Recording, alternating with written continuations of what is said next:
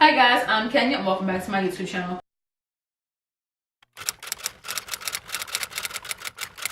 I want to give you guys 5 questions that you should automatically ask a renter right off the bat to avoid them wasting your time, because you don't have time to waste. You only get paid to close deals, not to be talking to people and running around and going in circles with people. You know what I'm saying? So here we go. When someone calls about an ad, they call you based on an ad that you put out online or whatever, first thing you say is, when is your moving date? Because if their moving date is like 3 months from today, like most property owners and landlords, they're not going to hold an apartment for 3 months. So it's best that you meet with them, I would say, at least 6 weeks before their moving date. So that's right off the bat. So you'll know off the bat. You don't want to be showing somebody a whole bunch of apartments and they be talking about, and then it's what? Today is May 13th, and then they're talking about, well, I'm not trying to move until the end of August. No, we're not about to do that. Number 2, you always want to ask somebody what their budget is, because again, you don't want to show them places outside of their budget, and you know that they're not about to get approved for a certain apartment if it's not in something that they can afford. So you ask them off the bat, what is your budget, so that you can find apartments within their budget and only show them apartments within their budget. You ask them, what is your credit score? Because some landlords will not rent to you if you do not have great credit. So I mostly always ask people, what is your credit score? I work with landlords who will rent to people with a credit score as low as 640, which is about fair. And some landlords don't care about credit. So most importantly, most landlords want their tenants to have at least a 700 plus credit score, and most owners will pay the broker's fee if their credit is 700 plus. Sometimes if their credit is a little lower, then the tenant will have to pay the broker's fee. So right off the bat, find out their credit score, so you can see which apartments and which landlords would be willing to work with that client with whatever credit score that they have. You're gonna ask them, how much do they make per year? Because the rule of thumb is that your rent should be 30% of your monthly income.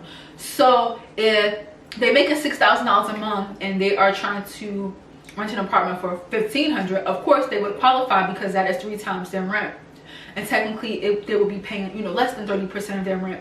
However, if they're making $4,000 a month and they're trying to rent something for $1,500, then they may not be able to be approved for that apartment. Some landlords may are a little lenient, and they will work with 2 times your monthly income, but for the most part the rule of thumb is 3 times your monthly income, or your rent should only be 30% of your total monthly income. So find out what their salary is off the bat, because if they're trying to rent something for $2,000 and they only bring home $4,000, you don't want to waste your time, because they may not get approved for that apartment unit that you are showing them. Okay. Number 5, always ask how many people are going to be living in an apartment, because landlords today, they don't want a whole bunch of people inside of their apartment. So less people the better, because it's more wear and tear on their apartment, especially if that apartment comes with utilities. Maybe the landlord is paying for water, sewer, trash, heat, hot water, and then there's so many people in the apartment that will cause the rate of these utilities to go up, which landlords do not like. And I always get comments in some of my videos, well, why can't people just get together and pile up in the apartments like the Latinos do? This is usually a conversation that people have when it comes to the high cost of housing and low wages. People are always saying, why don't people just, all pile up and live together to reduce the housing costs? So, because most of the time, landlords do not like stuff like that. And a lot of the times, if you're living in a building or a 2-family house or a 3-family house, for me personally, I live in this 2-family house once, and I swear, the people who moved above me, like, it was a revolving door of so many people going in and out. Like, I literally did not know who lived there, and it was just me and my son, and it was kind of dangerous. It was just me, a young mom, and my son, and upstairs will be tons of people going in and out, some looking kind of cracked out, some looking like straight up thugs. It was a hot mess, and my son's dad would come over all the time just to check on me. And of course, I called the landlord, like, excuse me, like, how many people did you rent their apartment to? Like, do you know that there's like tons and tons of people up there non-stop all throughout the day and night? So a lot of the times your neighbors won't even ain't gonna want to be bothered with that. Especially me, I was paying my rent, full amounts of rent to live there, just for some riffraff to be upstairs from me. Oh no ma'am, no sir. So a lot of the times you're able to do that if you have a family member who maybe owns a house. Then you could pile up however you want to. However, if you are renting traditionally from a traditional landlord, that is not always the case. Yeah, a landlord you always have to ask how many people are going to be in an apartment.